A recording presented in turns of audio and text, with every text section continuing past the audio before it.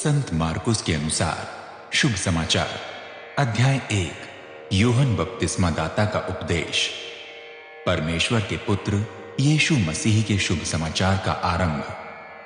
नबी यशायाह के ग्रंथ में लिखा है, परमेश्वर कहता है, देखो मैं अपने दूत को तुम्हारे आगे भेज रहा हूं, वो तुम्हारा मार्ग तैयार करेगा। निर्जन प्रदेश में पुकारने वाले की आवाज, प्रभु का मार्ग तैयार करो, उसके पथ सीधे कर दो। इसी के अनुसार यूहन्ना बपतिस्मा दाता निर्जन प्रदेश में प्रकट हुए। वो पाप क्षमा के लिए पश्चाताप के बपतिस्मा का उपदेश देते थे। समस्त यहूदा प्रदेश और सब यरूशलेम निवासी यूहन्ना के पास आते और अपने पाप स्वीकार करते हुए यरदन नदी में उनसे बपतिस्मा ग्रहण करते थे। यूहन्ना ऊंटों के रोओं का वस्त्र पहने और कमर में चमड़े का पट्टा बांधे रहते थे। उनका आहार टिड्डियां और वन का मधु था। वो अपने उपदेश में कहते थे, मुझसे अधिक शक्तिशाली व्यक्ति मेरे बाद आने वाले हैं, मैं तो झुककर उनके जूते का फीता खोलने योग्य भी नहीं हूं। मैंने तुम लोगों को जल से बपतिस्मा दिया है, परंतु वो तुम्हें पवित्र आत्मा से बपतिस्मा देंगे। प्रभु यीशु का बपतिस्मा। उन दिनों यीशु गलील प्रदेश के नासरत नगर से आए। उन्होंने यरदन नदी में यूहन्ना से बपतिस्मा ग्रहण किया। वो पानी से निकल ही रहे थे कि उन्होंने स्वर्ग को खुलते और आत्मा को अपने ऊपर कपोत के सदृश उतरते देखा, और स्वर्ग से ये वाणी सुनाई दी, तू मेरा प्रिय पुत्र है, मैं तुझ पर अत्यंत प्रसन्न हूं। प्रभु यीशु की परीक्षा। तुरंत आत्मा ने यीशु को निर्जन प्रदेश जाने को बाध्य किया। वो 40 दिन निर्जन प्रदेश में रहे और शैतान ने उनकी परीक्षा ली। वो वन पशुओं के साथ रहते थे और स्वर्गदूत उनकी सेवा परिचर्या करते थे।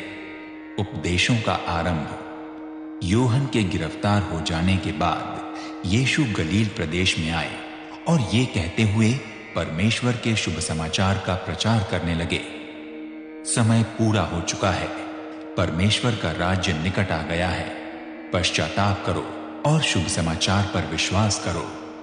प्रथम शिष्यों का बुलाया जाना। गलील की झील के तट पर जाते हुए यीशु ने सिमोन और उसके भाई अंद्रयास को देखा। वे झील में जाल डाल रहे थे क्योंकि वे मछुए थे। यीशु ने उनसे कहा, मेरे पीछे आओ, मैं तुम्हें मनुष्यों के मछुए बनाऊंगा।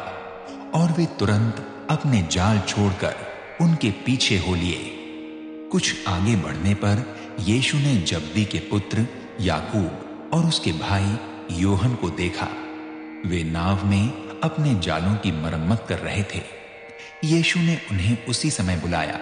वे अपने पिता जब्दी को मजदूरों के साथ नाव में छोड़कर उनके पीछे हो लिए। कफरनहूम का अशुद्धात्मा ग्रस्त मनुष्य यीशु और उनके शिष्य कफरनहूम नगर में आए। विश्राम दिवस पर यीशु तुरंत सभागृह गए और वहां शिक्षा देने लगे। लोग उनकी शिक्षा सुनकर आश्चर्यचकित हो गए, क्योंकि वो शास्त्रियों की तरह नहीं बल्कि अधिकार के साथ उन्हें शिक्षा देते थे। उस समय उनके सभागृह में एक मनुष्य था जो अशुद्ध आत्मा के वश में था। वो चिल्लाया, नासरत निवासी यीशु, हमें आपसे क्या काम? क्या आप हमें नष्ट करने आए हैं? मैं जानता हूं कि आप कौन हैं, परमेश्वर के भेजे हुए पवित्र जन। यीशु ने यह कहते हुए उसे डांटा, चुप रह, इस मनुष्य से बाहर निकल जा। अशुद्ध आत्मा उस मनुष्य को झकझोरकर ऊंचे स्वर से चिल्लाती हुई उसमें से निकल गई। सब चकित रह गए और एक दूसरे से पूछने लगे, ये क्या है? ये तो नए प्रकार की शिक्षा है। वो अधिकार के साथ बोलते हैं, वो अशुद्ध आत्माओं को भी आदेश देते हैं और वे उनकी आज्ञा मानती हैं। यीशु की चर्चा शीघ्र ही गलील प्रदेश के कोने कोने में फैल गई। सिमोन पतरस की सास। वे सभागृह से निकले और यीशु याकूब और यूहन्ना के साथ सीधे सिमोन और अंद्रयास के घर गए।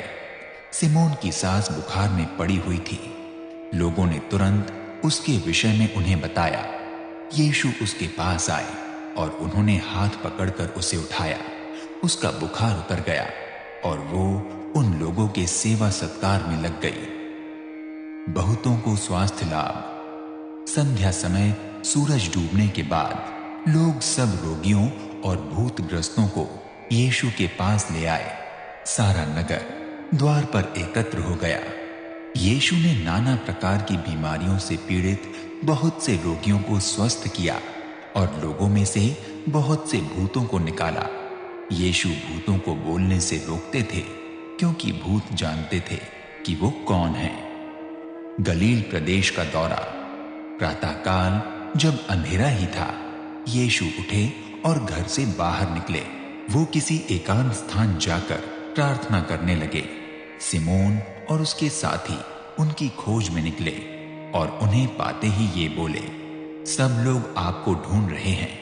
यीशु ने उन्हें उत्तर दिया, आओ हम आसपास के अन्य कस्बों में चलें। मुझे वहां भी संदेश सुनाना है, क्योंकि इसलिए तो मैं आया हूं। और वो उनके सभागृहों में उपदेश देते और भूतों को निकालते हुए समस्त गलील प्रदेश में घूमने लगे। कुष्ठ रोगी को स्वास्थ्य लाभ। एक कुष्ठ रोगी यीशु के पास आया और घुटने टेक कर उनसे अनुनय विनय करते हुए बोला, आप चाहें तो मुझे शुद्ध कर सकते हैं। यीशु को उस पर दया आई। उन्होंने हाथ बढ़ाकर ये कहते हुए उसका स्पर्श किया, मैं यही चाहता हूं, तुम शुद्ध हो जाओ। उसी क्षण उसका कुष्ठ रोग दूर हुआ और वो शुद्ध हो गया। यीशु ने उसे ये कड़ी चेतावनी देते हुए तुरंत विदा किया, सावधान, किसी से कुछ भी ना कहना, किंतु जाओ और अपने आप को पुरोहित को दिखाओ और अपने शुद्धिकरण के लिए मूसा द्वारा निर्धारित भेंट चढ़ाओ, जिससे सब लोगों को मालूम हो जाए कि तुम स्वस्थ हो गए हो। परंतु वो बाहर जाकर खुलकर इसकी चर्चा करने लगा और चारों ओर इस समाचार को फैलाने लगा। परिणाम ये हुआ कि यीशु प्रकट रूप से नगरों में प्रवेश नहीं कर सके, वरन वो निर्जन स्थानों में रहे। फिर भी लोग चारों ओर से उनके पास आते रहे।